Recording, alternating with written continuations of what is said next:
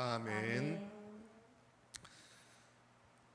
고린도전서 14장 13절부터 22절까지 말씀을 통해서 섬길 수 있는 은혜를 사모하라, 이 제목으로 오늘 하나님 말씀을 함께 나눕니다. 하나님께서 주신 각종 좋은 은사 받기를 사모하는 우리 모든 성도 되시기를 예수님의 이름으로 축복합니다. 우리가 성령의 그런 어떤 은사들을 받고 그 은사를 잘 활용해야 되죠.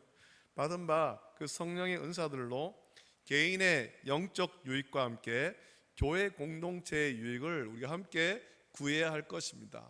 우리 모든 성도가 그런 성령의 충만한 은사를 받아서 그것을 서로 협력하고 또 아름답게 사용한다면 우리 교회는 더 복되고 은혜가 충만하고 아름답고 건강하게 세워갈 줄로 믿습니다.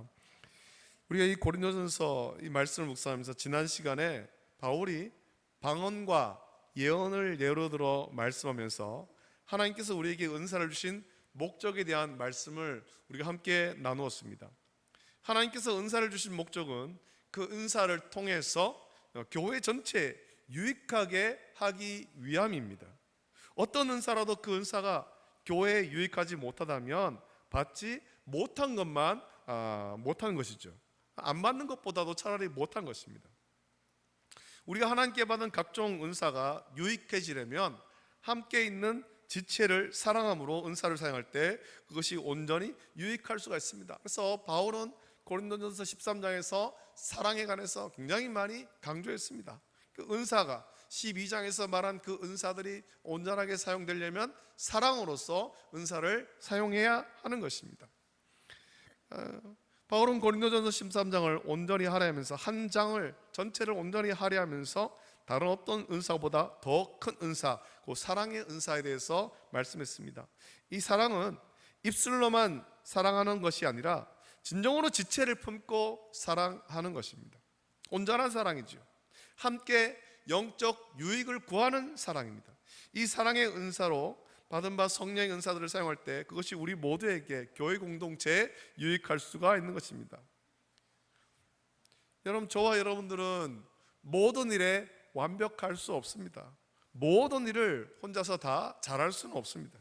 실수도 있고 때로는 실패할 때도 있지만 사랑으로서 감싸고 협력한다면 그것이 오히려 우리에게 더 큰 은혜가 되는 것입니다. 오늘도 우리가 함께 나눈 본문의 말씀은 계속해서 은사에 대한 말씀을 하고 있습니다. 특히 오늘 본문의 말씀은 우리가 받은 다양한 은사들을 어떻게 사용해야 할지에 대해서 또 계속해서 말씀하고 있습니다. 본문의 말씀을 살피며 우리가 받은 은사를 바르게 사용할 수 있기를 원합니다. 계속해서 바울은 방언과 예언을 예로 들어서 말씀합니다. 방언은 개인의 영적 유익을 위해 주신 은사라고 말씀드렸습니다. 앞선 2절과 4절 말씀 보면 방언을 말하는 자는 사람에게 하지 아니하고 하나님께 하나니 이는 알아듣는 자가 없고 영어로 비밀을 말함이라 라고 말씀하고, 이어서 방언을 말하는 자는 자기의 덕을 세우고 예언하는 자는 교회의 덕을 세운다 라고 말씀합니다. 방언은 개인적인 영적 유익을 위한 은사입니다. 이 말은 방언을 받지 말라는 것이 아니라 모두가 방언을 받고 방언으로 말하며 기도하기를 힘써야 되지만 그 방언은 다른 사람이 알아듣지 못하기 때문에 오직 하나님께 비밀히 말하고 기도할 때 사용하라라는 것입니다. 공중 앞에서 방언으로 기도하는 것은 상대방이 알아듣지 못하기 때문에 유익을 주지 못한다는 겁니다. 그래서 5절에서 만일 방언을 말하는 자가 통역하여 교회의 덕을 세우지 아니하면 예언하는 자만 못하니라 라고 말씀한 것입니다. 오늘 본문 13절 14절에서도 같은 말씀하죠. 그러므로 방언을 말하는 자는 통역하기를 기도할지니 내가 만일 방언으로 기도하면 나의 영이 기도하거니와 나의 마음은 열매를 맺지 못하리라 라고 말씀합니다. 바울이 왜 고린도 교회에 편지를 보내고 그들이 하나 되기를 권면하면서 은사에 대해 말씀하고 특별히 방언과 예언에 대하여 말씀하고 있겠습니까? 우리는 왜 바울이 방언에 대하여 말씀하는지를 오늘 본문에 대해서 그 이유를 살펴볼 수 있는데 15절부터 17절 말씀을 통해서 그 이유를 우리가 살펴볼 수 있습니다. 그 말씀 보면 그러면 어떻게 할까? 내가 영어로 기도하고 또 마음으로 기도하면 내가 영으로 찬송하고 또 마음으로 찬송하리라. 그렇지 아니하면 내가 영으로 축복할 때 알지 못하는 처지에 있는 자가 내가 무슨 말을 하는지 알지 못하고 내 감사에 어찌 아멘하리요. 너는 감사를 잘하였으나 그러나 다른 사람은 덕 세움을 받지 못하리라 라고 말씀합니다. 고린도 교회에서 방언을 잘하는 어떤 사람들이 다른 성도를 축복하며 기도하는데 아마도 방언으로 축복의 기도를 했던 것 같습니다. 한번 여러분 상상해 보십시오. 목사가 앞에 서서 하나님 말씀을 전하거나 혹은 축복 기도하는데 방언으로 하고 있는 겁니다. 제가 이 시간에 말씀을 전하는데 방언으로 설교를 합니다. 여러분 알아들을 수 있습니까? 대표 기도자가 대표 기도를 하는데 방언으로 기도합니다. 여러분 그 기도에 아멘 할 수 있습니까? 뭐 신령한 언어가 아니더라도 영어나 혹은 중국어로 하거나 그렇게 할 때 말씀을 전하고 축복 기도를 한다고 한번 생각해 보십시오. 제가 뭐 큰 은혜를 받아서 그 은혜를 여러분에게 전해주는데 어떤 분들이 알아듣지 못하는 신령한 방언으로 말한다면 제가 아무리 피를 토하며 말씀을 외쳐도 여러분 은혜를 받지 못하는 겁니다. 제가 아무리 간절한 마음으로 축복 기도를 해줘도 여러분이 언제 아멘을 해야 되는지 알 수가 없게 되죠. 아무런 은혜도 받지 못하고 답답한 마음을 가지고 시간만 허비할 뿐입니다. 간혹 신학교에서나 혹은 대형교회에서 외국의 또 뛰어난 목사님, 훌륭한 목사님을 또 신학 교수들을 찬양 사역자들을 초청해서 그들을 통해서 하나님께서 하신 일들을 듣는 시간이 있습니다. 그분들은 모두 외국인이기 때문에 외국어로 말씀을 전합니다. 그러면 앉아있는 성도를 위해서 반드시 통역을 같이 세우는 것입니다. 그렇게 통역을 세워서 전하는 말씀을 통역해야 앉아있는 사람들이 알아들 수 있고 같이 아멘할 수 있는 겁니다. 제가 신대원 다닐 때 외국의 유명한 신학 교수가 와서 강연을 한 적이 있습니다. 강연을 하고 질의응답을 받는 그런 시간도 있었죠. 통역을 통해서 강연을 전해 듣고 질문할 때도 같았습니다. 강연을 듣는 사람들은 우리말로 질문하면 통역은 다시 그 교수에게 이제 통역하여서 질문을 전달하고 교수가 답변하면 다시 통역해 주는 식이었습니다. 그런데 질문 시간에 한 학생이 이제 질문할 기회를 얻었어요. 많은 사람이 있는데 그 중에 한 학생이 손을 들고 이제 질문할 기회를 얻었죠. 그러더니 질문할 기회를 얻었더니 이 학생이 그 자리에서 일어나서는 아주 유창한 영어로 막 질문을 하는 거예요. 그래서 질문을 받은 교수도 그리고 통역을 비롯해서 앉아있던 다른 학생들도 다 당황했습니다. 그 학생의 질문을 알아듣는 사람도 있었겠지만 대부분 사람들은 무슨 질문을 하는지 알아듣지 못했기 때문이죠. 결국 통역이 그 질문을 다시 우리말로 통역해주고 답변을 들은 후에 다시 통역해주는 그런 일이 있었습니다. 만일 통역이 없었더라면 앉아있던 대부분의 사람은 저 학생이 무슨 질문했는지를 모르게 될 겁니다. 고린도 교회 성도들에게 방언에 대해 권면하는 이유가 이것입니다. 어떤 방언의 은사를 받은 사람들이 다른 사람을 위해서 축복의 기도를 해주지만 통역 없이 방언으로만 기도한다면 기도하는 자신은 하나님께 감사도 잘하고 상대방을 위해서 축복의 기도를 마음껏 해주었겠지만 정작 상대방은 지금 자신을 위해서 어떤 기도를 했는지 전혀 알지 못하는 겁니다. 자신을 위해서 어떤 축복의 기도를 해준지 모르는 거죠. 결국에 같이 감사할 수 없는 거예요. 언제 아멘으로 화답을 해야 되는지 모르죠. 그래서 17절 말씀에 너는 감사를 잘 하였으나 그러나 다른 사람은 덕 세움을 받지 못하리라 라고 말씀한 것입니다. 우리가 하나님께 은사를 받았을 때 내가 받은 그 은사를 남에게 자랑하라고 주신 것 아닙니다. 봐라, 내가 이렇게 신령한 은사를 받았다, 내가 이렇게 특별한 은사를 받았다, 그거 가지고 다른 사람한테 막 자랑하라고 주신 것이 아닙니다. 그 은사를 통해 교회에 유익을 끼치라고 주신 것입니다. 신유의 은사를 받았더라면 교회 약한 자를 위해서 기도하고 같이 병 고침 받고 같이 강건하여서 주를 섬기도록 은사를 주신 것이고, 또 봉사의 은사를 주신 사람이라면 남들보다 더 세밀하고 꼼꼼하게 봉사해서 아름답게 하기 위해서 은사를 주신 것입니다. 찬양의 은사를 누군가에 줬다면 자기 노래 잘하는 것, 그걸 자랑하는 것이 아니라 모든 성도와 같이 은혜를 나누기 위해서 아름다운 찬양을 부르는 거죠. 그것이 은사를 주신 목적입니다.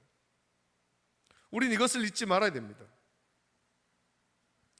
바울은 오늘 본문의 말씀을 통해서 성도가 신령한 은사를 사모하되 받은 그 은사를 지혜롭게 사용하는 것이 우선되어야 함을 20절에서 말씀합니다. 여러분, 지혜롭게 사용하는 것은 어떻게 사용하는 것이겠습니까? 바울이 우리에게 들려주는 말씀을 통해 살펴볼 때 우리가 받은 은사를 가지고 모든 성도가 진리의 말씀 위에 굳게 서도록 가르치고 섬기는 일에 사용해야 할 것입니다.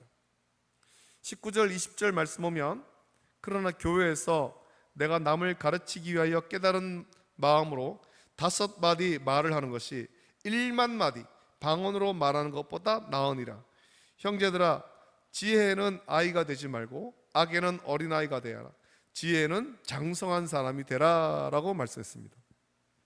축복하든지 권면을 하든지 혹은 훈계하든지 또는 누군가를 섬기든지 서로에게 덕을 세우고 유익해지려면 같은 마음을 품을 수 있어야 됩니다. 그러기 위해서는 우리가 서로 알아들을 수가 있어야 되는 것입니다. 어떤 목적으로 이 은사를 사용하는지 알아야 되는 거죠.